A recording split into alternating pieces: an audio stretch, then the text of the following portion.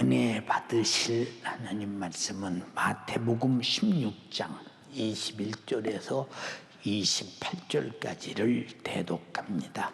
이때로부터 예수 그리스도께서 자기가 예루살렘에 올라가 장로들과 대제사장들과 서기관들에게 많은 고난을 받고 죽임을 당하고 제3일에 살아나야 할 것을 제자들에게 비로소 가르치시니, 베드로가 예수를 붙들고 가나여 가로되 주여 그리 마옵소서, 이 일이 결코 주에게 미치지 아니하리이다. 예수께서 돌이키시며 베드로에게 이르시되 사단아, 내 뒤로 물러가라. 너는 나를 넘어지게 하는 자로다. 내가 하나님의 일을 생각지 아니하고 도리어 사람의 일을 생각하는도다 하시고, 이에 예수께서 제자들에게 이르시되 아무든지 나를 따라오려거든 자기를 부인하고 자기 십자가를 지고 나를 좇을 것이니라. 누구든지 제 목숨을 구원코자 하면 잃을 것이요 누구든지 나를 위하여 제 목숨을 잃으면 찾으리라. 사람이 만일 온 천하를 얻고도 제 목숨을 잃으면 무엇이 유익하리요? 사람이 무엇을 주고 제 목숨을 바꾸겠느냐? 인자가 아버지의 영광으로 그 천사들과 함께 오리니 그때에 각 사람의 행한 대로 갚으리라. 진실로 너희에게 이르노니 여기 섰는 사람 중에 죽기 전에 인자가 그 왕권을 가지고 오는 것을 볼 자들도 있느니라. 아멘. 아멘. 하나님의 말씀을 읽으면서 들으면서 하나님과 나와 독대하는 마음으로 주님이 나 죄와 사망과 지옥의 형벌을 받지 않게 하기 위하여 주님이 나에게 하시는 말씀이다라고 우리가 듣는다면, 이 말씀 이전에 말씀하시는 하나님에 대한 그 전지하심과 전능하심과 광대하심을 바라볼 때 감당이 안 될 정도로 그냥 그 위험 앞에 주님을 경외하는 마음으로 내가 해가면서 막 복종하며 살 것입니다. 그런데 하나님의 위엄이 안 보여. 하나님의 광대하심이 안 보여.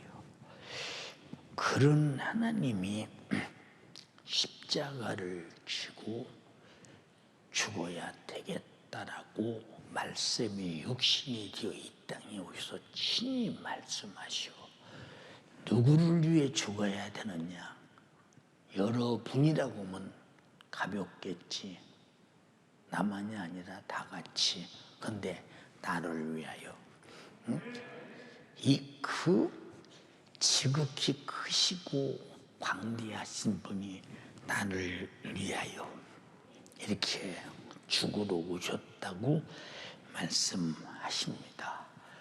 오늘 왜 죽으러 오셨느냐?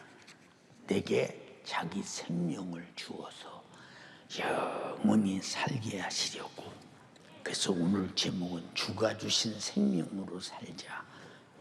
이와 같은 제목으로 은혜를 나누려고 합니다. 하나님은 영원히 사시는 생명을 가지고 계신 분입니다. 참 영원히 사는 생명을 가졌다고 할 때 생명은 어디서 공급되기에 그 생명을 영원히 가지고 사시나.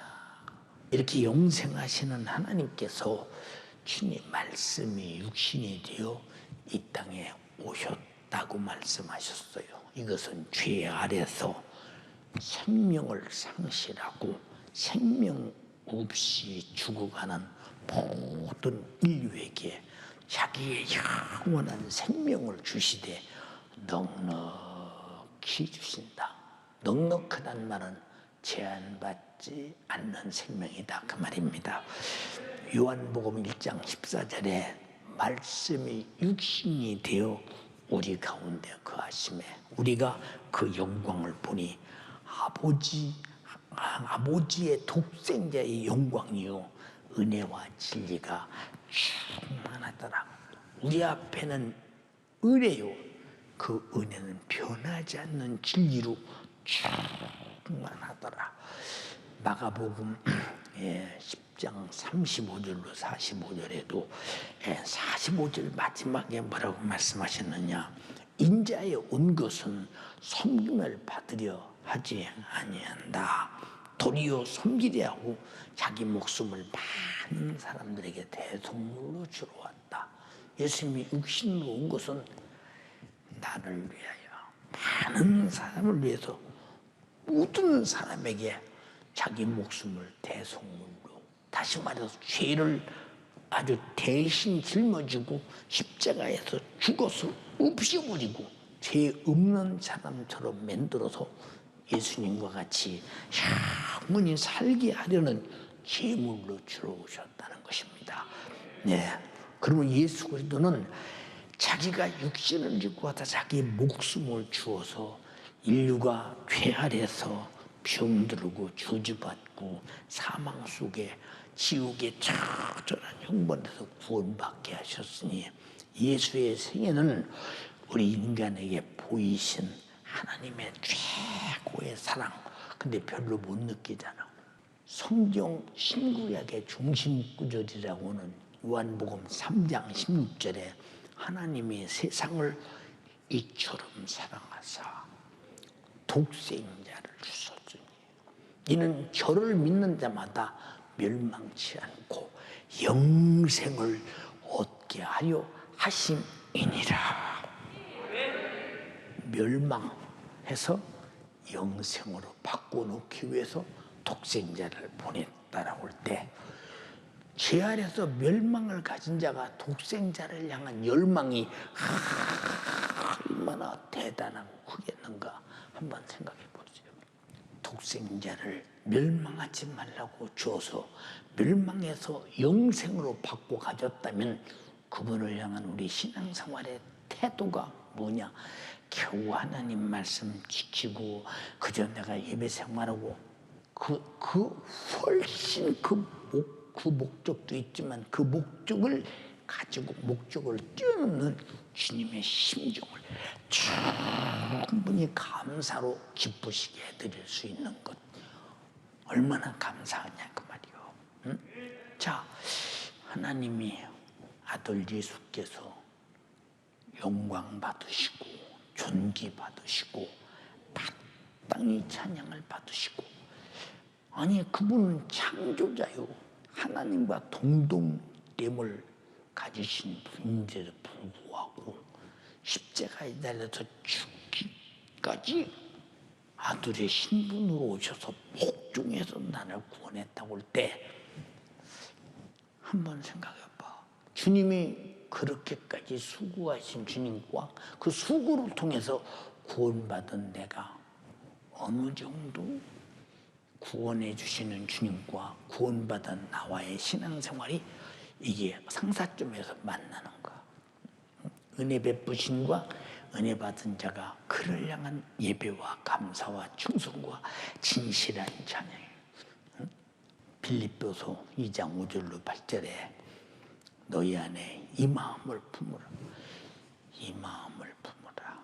곧 그리스도 예수의 마음이니 그는 근본 하나님의 본체시나 하나님과 동등됨을 취할 것으로 여기지 아니하시고 하나님 자신의 본체신데 하나님과 동등된데 동등됨을 취할 것으로 여기지 아니하시고 오히려 자기를 비워, 왜? 동등됨을 취할 모든 권한과 영광과 존귀함을 다 비우시고 종의 형체를 가지고 사람들과 같이 되었고 말씀대로 말씀에 따라 말씀의 종이 되어, 응? 사람의 문양으로 나타나셨음에 자기를 낮추시고 죽기까지 복종하셨으니 곧 십자가에 죽으심이라. 상상이 안 돼요. 지금은 뭐냐? 십자가에 죽으심이라. 십자가에 죽으심이라. 응? 우리가 그냥 그런가 보다. 나를 위해 죽으셨나 보다. 근데 하나님의 신분이 자기를 사람같이 입고 종의 형체를 입어서 저주의 나무 행악자들만 십자가에 못 박아 죽여도 어느 정도 행악자냐. 아니 그때 십자가에 못 박아 죽이로 작정된 바라바는 놔두고 예수는 죽여야 된다. 행악자 중에 더 큰 행악자 같은 징벌을 받으면서 십자가에 달려서 내 죄 짊어지고 죽으셨다라고 할 때 감당이 잘 안 되잖아요. 감당이. 응? 자, 근데 우리가 이런 사실을 가만히 바라보면서 신앙생활이 우리가 얼마나 건성이며 얼마나 위선되며 얼마나 외식하며 얼마나 하나님 앞에 진실이 상실된 신앙 양심의 결여가 되어 있는가를 보라 이 말입니다. 자,